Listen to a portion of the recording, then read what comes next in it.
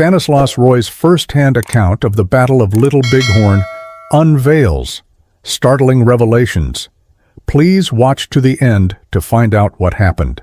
In this discussion, we will delve into the Battle of Little Bighorn through the eyes of Stanislaus Roy, a sergeant in the 7th Cavalry. His largely overlooked narrative reveals instances of valor, sacrifice, and sorrow during a pivotal moment in American history. Before we embark on this compelling tale, I encourage you to subscribe to our channel and activate the notification bell to ensure you remain informed about other significant historical narratives. Your contributions allow us to continue sharing the stories of those who shaped history. Let us journey back in time and trace Stanislaus Roy's experiences at Little Bighorn. On June 5th, our progress between Heart River and O'Fallon Creek was abruptly interrupted by an unforeseen snowstorm. The biting cold penetrated our garments, complicating an already arduous march. Stanislaus Roy noted that the wagon train halted at Powder River. The commanders faced the tough decision to retreat rather than continue towards Rosebud as initially intended. Throughout our journey, we encountered Indian burial sites scattered across the valley between Miles City and Rosebud, serving as a poignant reminder of the region's somber past. Major Reno rejoined our group near Fort Keogh after completing his reconnaissance mission.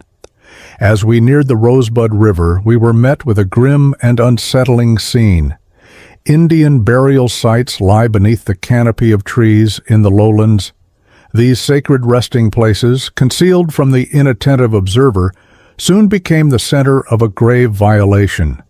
In a shocking act of disrespect, soldiers from G Troop plundered the graves and cast the remains into the tumultuous waters of the Yellowstone River.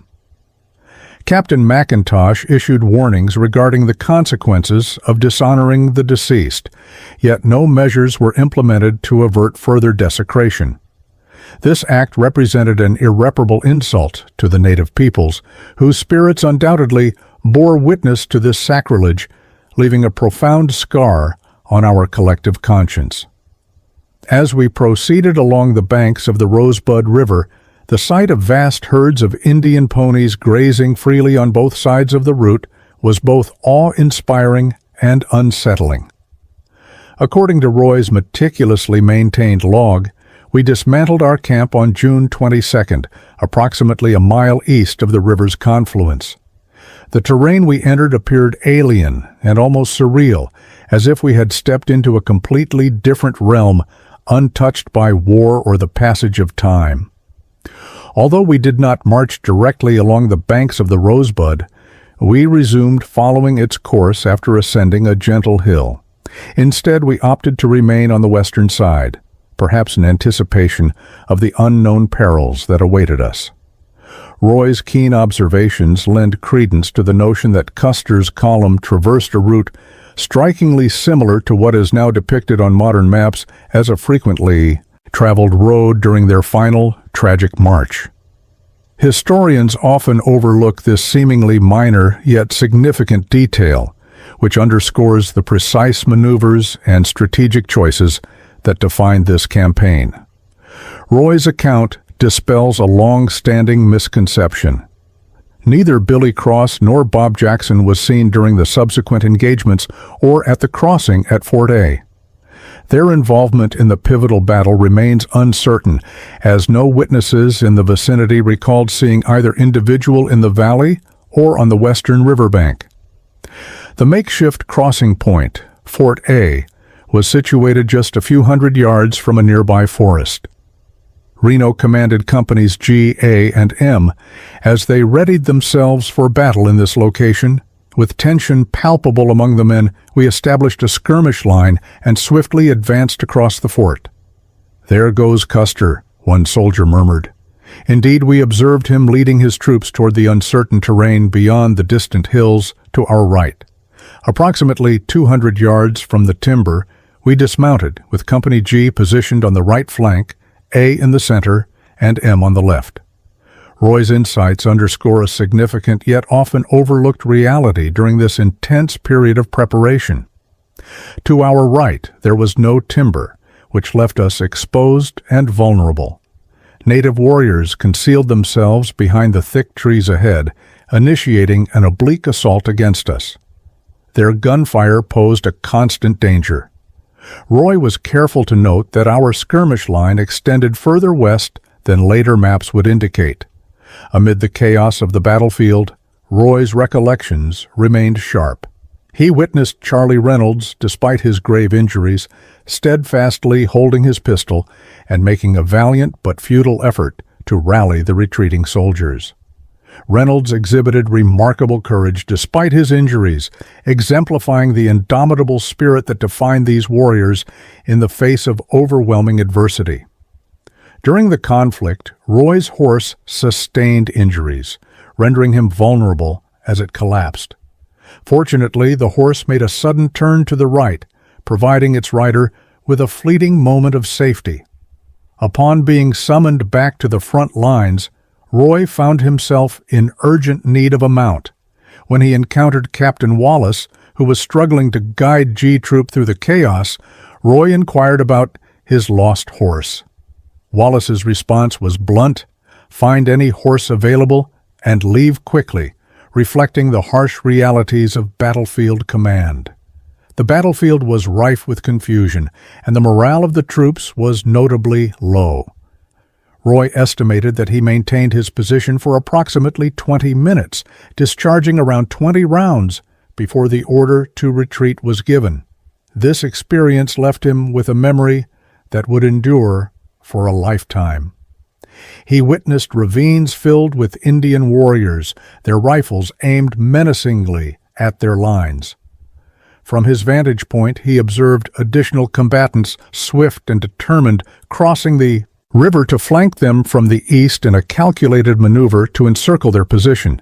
In the woods, Roy encountered Gilbert, who was struggling to manage 4 horses, including Roy's own. With little time to lose, Roy quickly mounted and signaled for Gilbert to follow. However, the treacherous terrain and the constant threat of enemy fire hindered their escape. Amidst the chaos, Roy's horse was struck, resulting in a broken jaw. Roy hastily mounted his horse, urging Gilbert to follow closely behind. However, the treacherous landscape and the constant threat of enemy fire significantly impeded their advance. Amidst the chaos, a bullet struck Roy's horse, shattering its jaw. Despite the grave injury, the loyal animal valiantly continued to carry Roy toward safety, but it stumbled near the riverbank and ultimately succumbed to its wounds. Distressed by the sight, Roy dismounted to seek an alternative path, overwhelmed by the cacophony of battle surrounding him. The peril escalated as the river's waters surged to the horse's belly during their crossing. Upon reaching the opposite bank, they ascended the cliff, but Roy was forced to leave his severely injured horse behind. Whispers at the summit suggested that Reno would soon join Custer, yet the mood remained somber. When Roy reported to Captain Moylan that he had been dismounted, he received a curt reply: "Find one." The urgency of the situation was unmistakable. Being stranded without a horse in such a perilous area was tantamount to a death sentence. As the weight of the day's conflict hung heavily in the air, the relentless sound of gunfire gradually faded with the onset of night on June 25th. Among the wounded was King, one of our bravest comrades, whose cries were swallowed by the encroaching darkness. There was no time for rest. We quickly constructed rudimentary yet vital breastworks in the fading light to shield ourselves from the impending onslaught of attackers. The threat lurking in the shadows beyond felt even more chilling than the cold ground beneath our hands. On that same evening, Major Reno, ever vigilant, called for volunteers to patrol the perimeter. Initially, the soldiers were reluctant to accept the assignment due to the inherent risks involved. However, Roy broke the tension by stepping forward with resolute determination. He was joined by Privates Connor, Gilbert, Bancroft, and McClurg, all of whom felt compelled to participate, if not entirely willingly. It was evident that Reno's authority was significant. The lives of the men were at stake, and they were instructed to scatter and take refuge at the breastworks should the Indians launch an attack at dawn.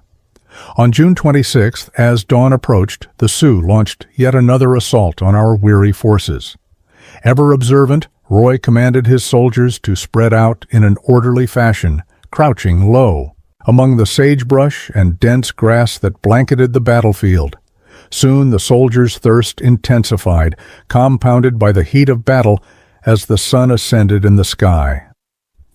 After enduring dehydration for more than 2 days, several soldiers resorted to chewing on dry, bitter grass in an attempt to alleviate their thirst. A brief rain shower passed over us before noon, but it did little to alleviate our dire circumstances.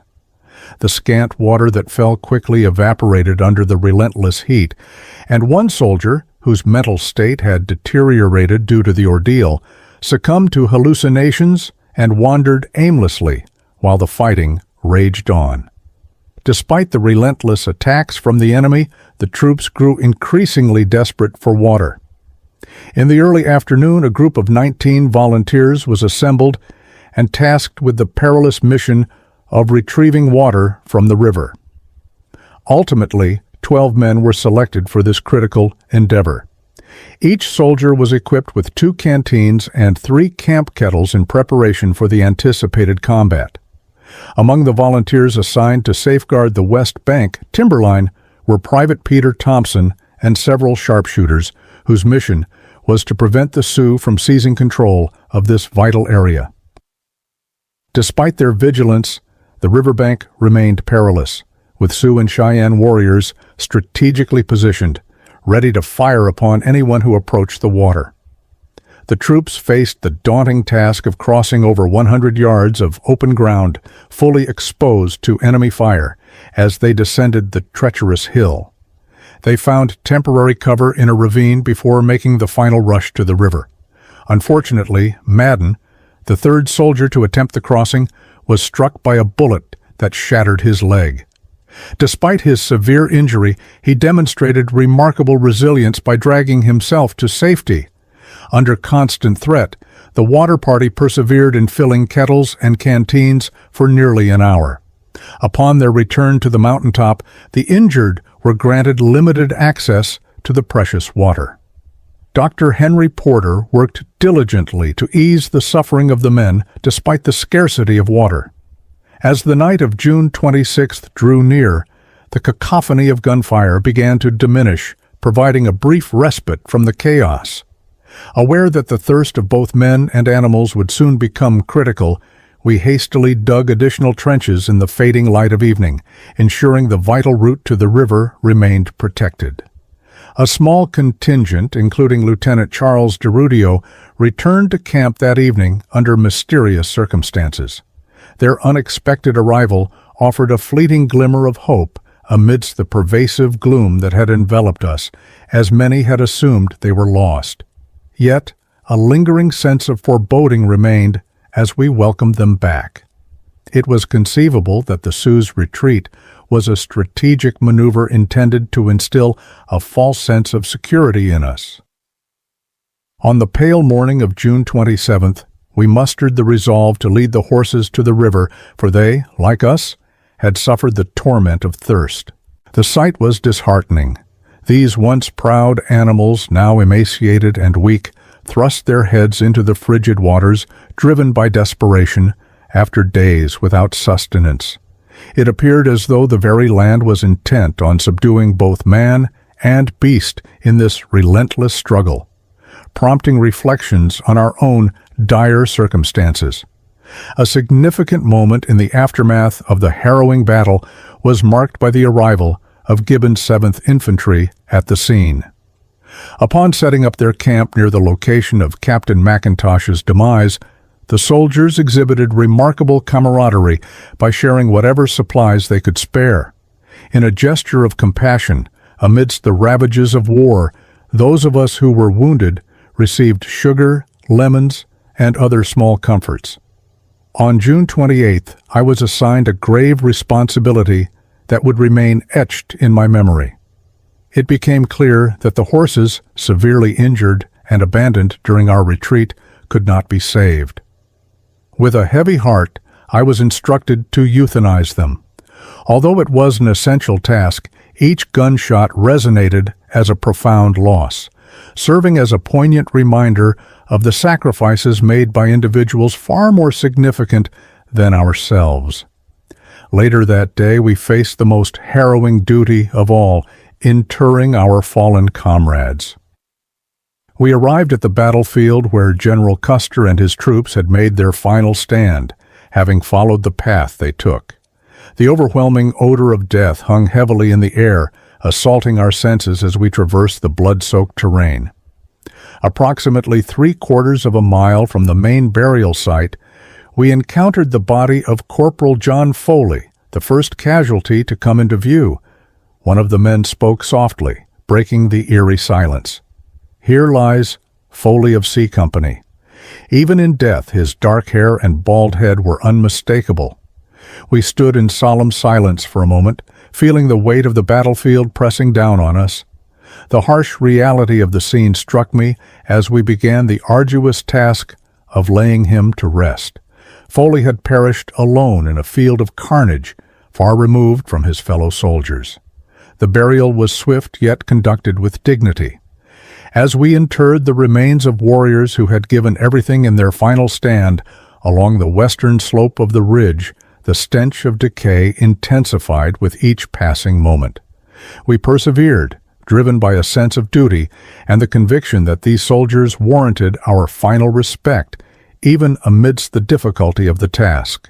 In a desperate attempt to expel the acrid air from my lungs and throat, I recall retreating momentarily to the river.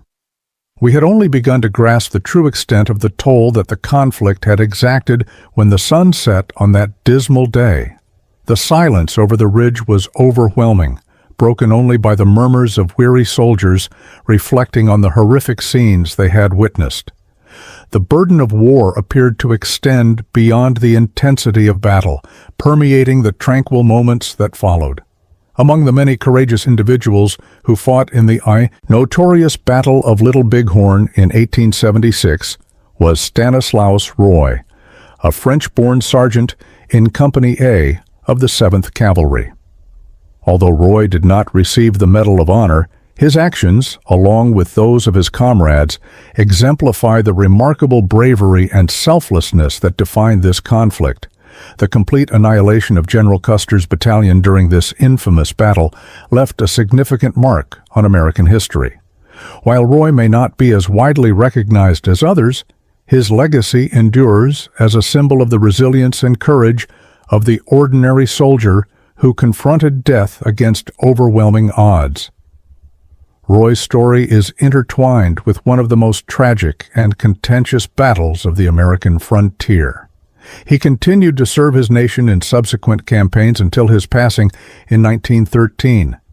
You may also view our previous videos, including Africa's bloodiest civil war, the Native American sharpshooter, the role of George Washington as Commander-in-Chief, the aftermath of the Hiroshima explosion, the shocking story of General Custer's demise, the Battle of Berlin, the first Nigerian military coup in 1966, the American Civil War, and many more. And